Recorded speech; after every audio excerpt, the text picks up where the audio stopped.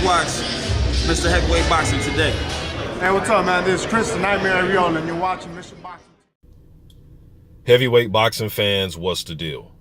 All right, man, so Andy Ruiz Jr. took to Instagram and he called out Adam Kownacki. All right, you see it right here. This is Andy's official Instagram account. To the left right there, he put up footage of Adam versus Charles Martin. They had a good battle. I'm not going to play it right now because I don't want to get a copyright.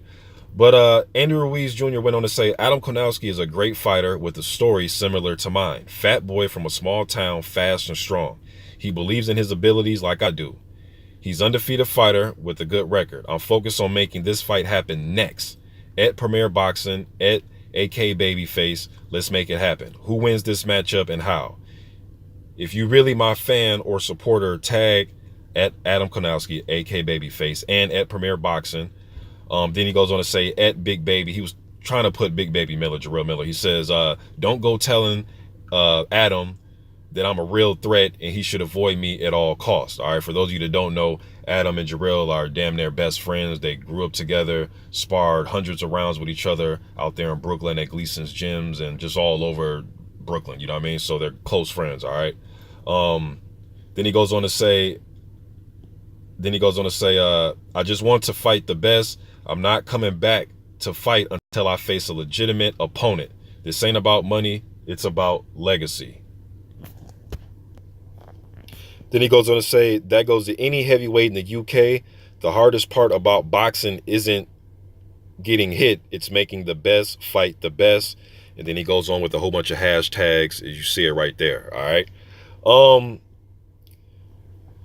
Now, he goes on to, the part where he says, I'm not coming back until I fight a legitimate opponent. I like that he's saying that. I really do. I like that he has that mindset and that attitude. Like, look, man, I'm not sitting back in the ring until I fight somebody. I don't want to fight these fringe contenders and obscure journeymans just to stay busy. Now, I wouldn't go that far if I was him because, if nobody wants to fight you or it's hard making a fight at the moment or people are busy at the moment for the next 4, 5, 6 months, you just don't want to be dormant and just stagnant and just, not taking fights, all right? Maybe he's planning on just doing a lot of sparring, just staying sharp in the gym, getting his road work in, doing what he has to do to stay in shape and just waiting, all right? Me, if I was managing him, I'll try to get these fights like against Adam and guys like that. But if those fights couldn't happen, then hey, we'll fight a journeyman or two just to stay warmed up and ready. All right. But he goes on to say, and I guess time will tell if he stands by that. All right. But I do like that mindset and attitude that, man, I just want to fight the best. You know what I mean? As far as the fight itself, the style of the fight, I mean, this is must see. I mean, this is like action TV at its finest, man, because both guys have come forward. Both guys would not have to go looking for each other in the ring. We know Adam likes to come forward and bang. Andy likes to get on the inside, to that mid-range type of range with his fighter, with his opponents, and he wants to let his hands go. He has pretty fast hands, can punch in combination really well. Adam will dig to the body. Andy's probably a little like an inch or two shorter, and I know that Adam likes to go to the body, so it'll be interesting to see how Adam would try to work the body when Andy is a shorter fighter than him, and it seems like Andy will be under him, if you guys get what I'm saying. He'll be in his chest, you know what I mean? So it'll be funny how that will play out, but I'm sure Adam will find a way to just make it to a slugfest, and I don't think Andy Ruiz will run away from it. All right, so style-wise, it's a great fight. I don't think there'll be many jabs thrown. I think it'd just be uppercuts, hooks. It'd be a wild brawl. I'll give the edge as far as the technical ability and throwing combinations and footwork and balance. I may favor Andy in that department, but just heart, grit, determination, and all that, even. If anything, it's even, and that's where Adam shines, in my opinion, in those type of situations. And I give him the edge and probably body work. All right. But I think it'd be a good fight, man. It just comes down to how easy would it be to make the fight. Last time, I'm going off the top of my head here, I don't ever remember Andy Ruiz being the type of guy that's hard to negotiate with, or he's unreasonable, or he prices himself out. I can't remember that. If you guys remember a time where he has, please leave it in the comment section. I don't remember. The only thing I've ever heard Andy say before is a couple years ago, they were offering him the Luis Ortiz fight. And I remember Andy saying that he wanted more than 4 weeks to prepare for the fight. You know what I mean? But rather than that, and that's not really a knock on him, it's just, you know, that's the only time I've ever heard him kind of say, hey, I need more time for this fight. I don't want it next right now. Just give me some more time. But I've never really heard him bitch about the money or price himself out, all right?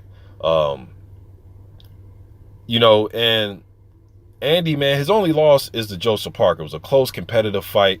Could have went either way. I had Parker slightly edging it out 7-5. I wouldn't have been mad with a draw. Some fans that I was conversing with actually had Andy winning the fight. Some people felt as if the fight was on different soil, not New Zealand, that he would have probably edged it out. You know, it was a close fight. That's the only loss on his record. He didn't get his ass whooped. It was a good fight. You know what I mean? Tit for tat, going back and forth. He was the aggressor the entire fight, from my recollection. So I like the fight, man. It just comes down to both teams trying to sit down and negotiate the fight. Let's pull up the rankings really quick. All right, so here's the rankings right here. You see the WBC. Adam Kownacki is rated number 8.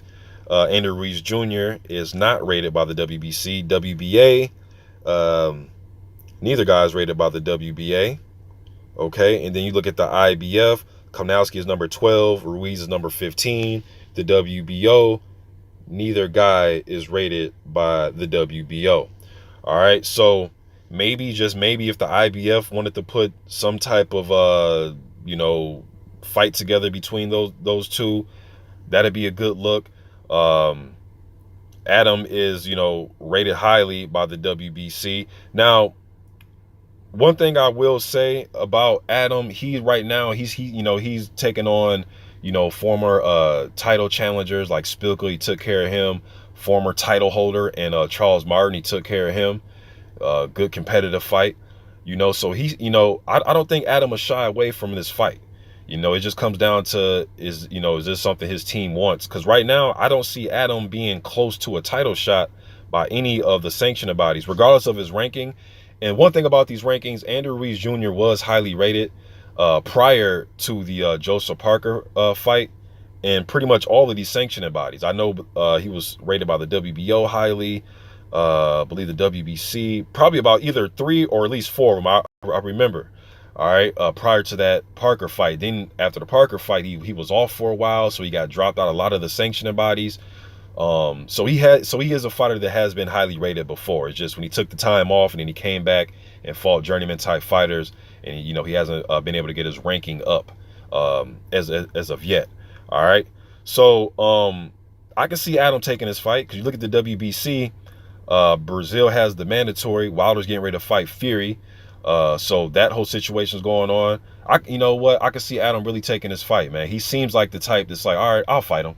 Okay, I'll fight him. He just seems like that type. You know what I mean? But what do you guys think about this fight, man? I'm going to end the video here.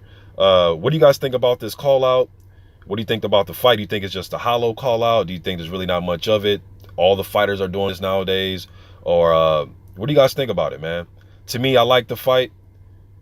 Probably said that about 50 times during the video, but I really like this matchup, man. It just comes down to both teams sitting down and negotiating and try to get something going. You know what I mean? But you guys, let me think about this in the comment section. I'm gone.